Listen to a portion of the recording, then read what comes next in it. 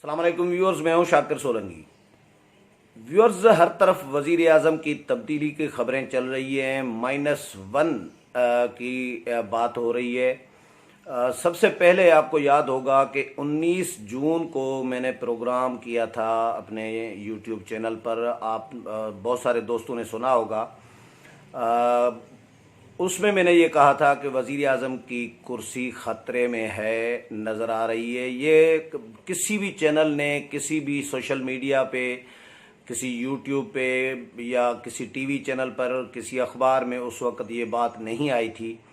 और मैंने ही कहा था कि क्योंकि उसी दिन या एक दिन पहले जस्टिस काजी फ़ायज़ ईसा केस का फ़ैसला भी आया था। तो फिर मेरी रात को मुझे फ़ोन आया था मेरे सोर्स का, तो मुझे ये बताया गया कि वज़ीर आज़म की नौकरी ख़तरे में पड़ गई है। और अब जो हालात बन गए हैं, इसमें लग रहा है वज़ीर आज़म ख़ुद भी जो बातें कर रहे हैं उसमें से भी क्लियर मैसेज मिल रहा है। और जो शाह महमूद कुरैशी बातें कर रहे हैं या जो वज़ीर आज़म के साथी जो हैं वज़रा वो बातें कर रहे हैं, उसमें से भी अंदाज़ा हो जाता है कि वज़ीर आज़म परेशान हैं। गुज़श्ता रोज़ जो वज़ीर आज़म ने कौमी असम्बली में आकर ख़िताब किया, अपोजिशन तो चली गई थी वॉकआउट करके, एहतजाज करके बाहर।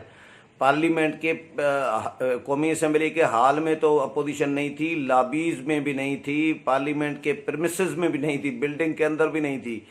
अपोजिशन पार्लियामेंट की बिल्डिंग से बाहर शायराए दस्तूर पर खड़ी नारेबाजी कर रही थी। तो उस वक़्त वज़ीर आज़म ऐवान में आए और तकरीर में से भी नज़र आ रहा था कि वो घबराए हुए थे। बज़ाहिर तो कह रहे थे कि कुर्सी आने जाने वाली चीज़ है, आपकी कुर्सी चली जाए तो आपने घबराना नहीं है। हर मामले पर इमरान खान साहब कहते हैं कप्तान के घबराना नहीं है। बेरोज़गार हो जाएं आप, मईशत तबाह हो जाए, कोरोना फैल जाए, आपने घबराना नहीं है। कुछ भी हो जाए, मुल्क की सत्यानाश हो, तबाही हो जाए, घबराना नहीं है। तो वज़ीर आज़म ने कल जो तकरीर में कहा कि कुर्सी आपकी चली भी जाए तो आपने घबराना नहीं है। और ये -1 की बातें कर रहे हैं, चाहे -1 हो भी जाए, यानी अपने लिए कह रहे थे, चाहे मैं माइनस भी हो जाऊं तो भी इस ऐवान से जो भी आएगा तो इनको नहीं छोड़ेगा, यानी अपोजिशन को। फिर वो क्योंकि बजट मंजूर हो गया, बजट मंजूरी तक वज़ीर आज़म की एक तकरीर पहले भी की थी, बजट मंजूरी से 1-2 दिन पहले। उसमें वज़ीर आज़म ने ऐसी कोई बात नहीं की थी कि मैं नहीं छोड़ूंगा या जो नया पे आएगा मेरी जगह पर वो भी इनको नहीं छोड़ेगा, इस तरह की कोई बात नहीं की थी। उस तकरीर में से लग रहा था कि बहुत ही ज़बरदस्त मामलात हो गए हैं, वज़ीर आज़म तब्दील हो गए हैं। लेकिन जैसे ही बजट मंजूर हुआ तो आखिरी दिन कल वज़ीर आज़म साहब आए, अपोजिशन ऐवान भी नहीं है, फिर भी घबराए अपोजिशन से लग रहे थे। आज बिलावल भुट्टो ने भी ये तनकीद की है कि वज़ीर आज़म में ये हिम्मत नहीं है कि अपोजिशन की मौजूदगी में वो तकरीर करें। और अगर ये हिम्मत है तो सामने आए और हमारा मुकाबला करें, ये चैलेंज किया है बिलावल भुट्टो ने आज लाहौर में जो प्रेस कॉन्फ्रेंस की है। तो मेरी बहुत सारे दोस्तों से डिस्कस भी हो रही थी, तो BBC के दोस्त एक हैं, उनसे भी डिस्कस हो रहा था। तो ये डिस्कस हो रहा था कि अपोजिशन की अदम मौजूदगी में भी वज़ीर आज़म अपोजिशन से घबराए हुए हैं। लेकिन अब जो है अपोजिशन से इतने घबराए हुए नहीं हैं जितने अपने सिलेक्टर्स से शायद घबराए हुए हैं। क्योंकि वज़ीर आज़म को, ये मैंने कल भी कहा था, वज़ीर आज़म को कहा गया है कि भैया इस तरह मामलात नहीं चलेंगे जिस तरह आप चला रहे हैं। पार्लियामेंट को भी वक्त देना पड़ेगा, अपनी पार्टी को वक्त देना पड़ेगा या इत्तेहादियों को वक्त देना पड़ेगा, और उसके लिए ज़रूरी है कि आप पार्लियामेंट जाएं। तो वज़ीर आज़म 6 दिन, पहली दफ़ा 2 सालों में 6 दिन मुसलसल पार्लियामेंट में आते रहे हैं, अपने चैम्बर में बैठे रहे हैं, 2 तकारीर की हैं, एक सेशन में 2 तकारीर। इस तरह कभी भी नहीं हुआ कि एक सेशन में 2 तकारीर करें। और 3 दिन, इन 6 दिनों में जो पार्लियामेंट में 6 दिन आए, अपने चैम्बर में बैठे, उनमें से 3 दिन कौमी असम्बली के इजलास में भी आए और 2 दिन तकारीर भी की वज़ीर आज़म ने।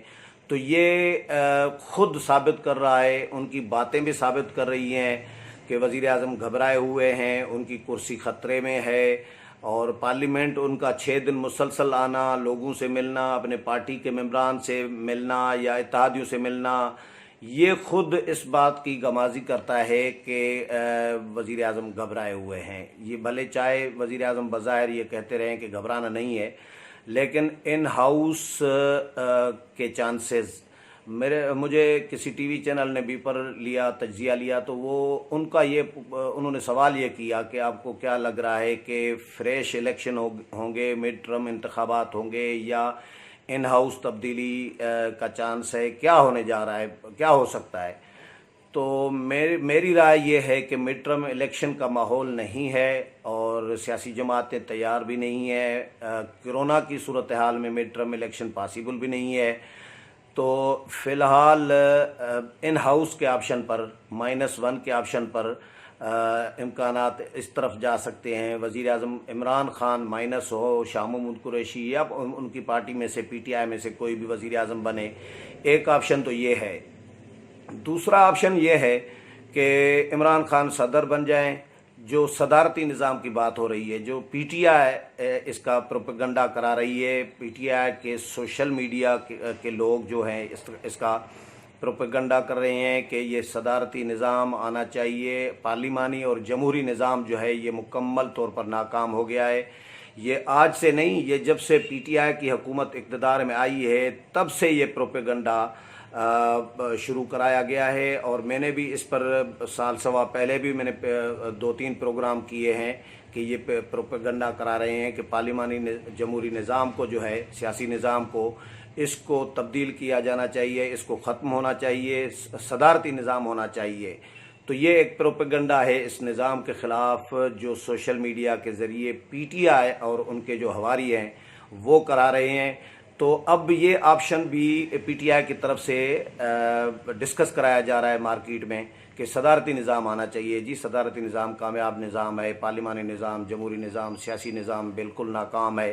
یہ پروپیگنڈا اس طرح کا بھی کرایا جا رہا ہے. لیکن ان ہاؤس تبدیلی کا آپشن تو امکانات اس کے ہو سکتے ہیں، اور ان ہاؤس تبدیلی کوئی غیر آئینی آپشن نہیں ہے. خود وزیر اعظم اپنے منہ سے کہیں کہ -1 کی باتیں کی جا رہی ہیں، اور کرسی، میں نے کبھی یہ بھی کہا ہے وزیر اعظم نے کہ میں نے یہ کبھی نہیں کہا کہ میری کرسی مضبوط ہے، اور کرسی اللہ نے دی ہے، اللہ دیتا ہے، جو وزارت عظمیٰ وغیرہ جو بھی ہے.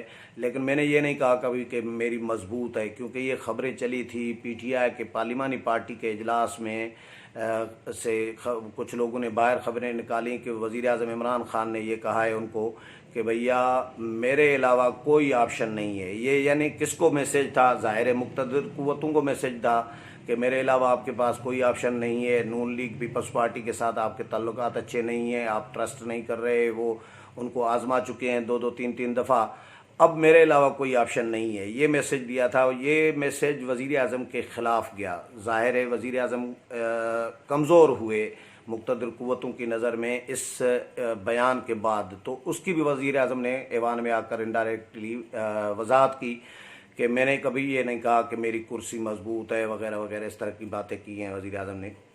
تو وزیر اعظم اس وقت پریشان ہیں، پی ٹی آئی کی حکومت پریشان ہے، اس میں کوئی شک نہیں ہے کہ جس طرح میں نے پہلے کہا تھا 19 جون کو کہ وزیر اعظم کی کرسی خطرے میں ہے. تو اب جو حالات بن گئے ہیں، جو بیان بازیاں شاہ محمود قریشی کہتے ہیں، 2-3 دن پہلے جو تقریر کی تھی بہت ہی جذباتی انداز میں کہ یہ کہتے ہیں وزیر اعظم استعفیٰ دیں. میں کہتا ہوں وزیر اعظم استعفیٰ نہیں دیں گے، نہیں دیں گے، نہیں دیں گے. اس طرح چیخ کر شاہ محمود قریشی یہ باتیں کر رہے تھے. تو ہم صاف ہی ڈسکس کر رہے تھے کہ اس کا مطلب ہے کہ شاہ محمود قریشی یہ انڈائریکٹلی کہہ رہے ہیں کہ بھائی وزیر اعظم استعفیٰ دیں گے. جب اس طرح کا زور دے کر وضاحتیں کی جائیں، تردیدیں کی جائیں، تو سیاست میں ہم نے یہی دیکھا ہے کہ جس بات کی شد و مد کے ساتھ تردید کی جاتی ہے، وضاحت کی جاتی ہے، اس بات میں کچھ نہ کچھ دم ہوتا ہے. تردید اور وضاحتیں تب آتی ہیں جب کچھ نہ کچھ ہو رہا ہوتا ہے. آپ کو یاد ہوگا میر ظفر اللہ جمالی جب وزیر اعظم تھے تو انہوں نے دوپہر کو بیان دیا تھا کہ میں استعفیٰ نہیں دے رہا، میں کہیں نہیں جا رہا اور میری کرسی مضبوط ہے، اور شام کو انہوں نے پھر استعفیٰ ان کو دینا پڑا تھا. تو یہ وضاحتیں اسی لیے کی جاتی ہیں، یعنی کچھ نہ کچھ ہو رہا ہوتا ہے. تو ایک آپشن آرمی کا ہے کہ فوج آ جائے، یہ جمہوری نظام لپیٹا جائے، اس کی سینئر تجزیہ نگار تردید کر رہے ہیں کہ ایسا ماحول نہیں ہے، کوئی ٹیک اوور کرنے کا کوئی بھی ایسا فی الحال ماحول نہیں ہے۔ ان ہاؤس تبدیلی یا جو بھی وہ کچھ ہو سکتا ہے، لیکن بہرحال ابھی انیشل معاملات چل رہے ہیں، آگے دیکھیں کیا ہوتا ہے۔ امید ہے پروگرام پسند آیا ہوگا، اگلے پروگرام میں پھر ملاقات ہوگی، تب تک اجازت چاہتا ہوں، اللہ حافظ۔